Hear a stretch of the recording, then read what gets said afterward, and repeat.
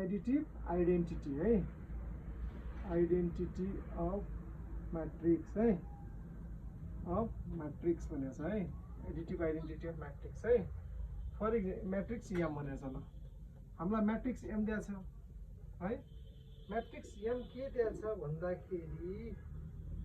2789 हो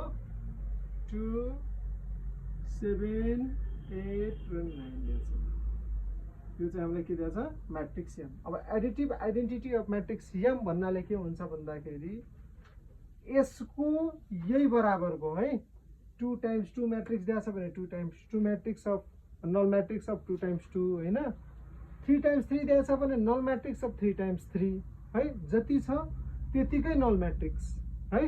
null Matrix so हामीलाई null matrix के हुने भयो त नल मैट्रिक्स ओ है ओ मानौँ ल यो चाहिँ नल मैट्रिक्स यसको नल मैट्रिक्स हामीलाई के भयो त 0 0 0 0 है यही यतिकै यही बराबरको 2 times 2 मैट्रिक्स छ नि यही बराबरको 2 times 2 matrix of null so यसको नल मैट्रिक्स जस्तै m प्लस ओ भनेको नल मैट्रिक्स है m भनेको हामीलाई मैट्रिक्स दिएको छ मैट्रिक्स m एउटा त्यसको नल मैट्रिक्स जोडेर o प्लस m जे लेखे पनि एउटै हो ह यो पनि null matrix plus matrix m बराबर हाम्रो के आउनु पर्यो त m आउनु पर्यो यो प्रोपर्टीमा यही छ है matrix m plus null matrix यही बराबरको null matrix is equal to o null matrix plus matrix बराबर m जे नामको जे मैट्रिक्स छ त्यही मैट्रिक्स आउनु पर्यो यो दुईटा जोडेर है सो जोडौँ ल और m के दिएको छ 2789 दिएको छ प्लस के भयो 0 0 0 0 दिएको छ इज इक्वल टू m के छ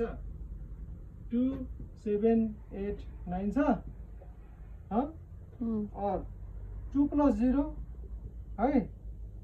त्यसै गरी 8 plus 0 त्यसै गरी 7 plus 0 त्यसै गरी 9 plus 0 है हो बराबर के भयो त 2789 आयो कि आएन सो 2 plus 0 2 भयो 8 भयो यो 8 plus 0 7 plus 0 7 भयो 9 plus 0 9 भयो है और इक्वल्स टू 2789 आयो है बराबर के भयो त देयरफोर हेन्स के भयो हेन्स m प्लस o बराबर m is additive identity of additive है एडिटिभ आइडेन्टिटी अफ मैट्रिक्स है m plus o is additive identity of matrix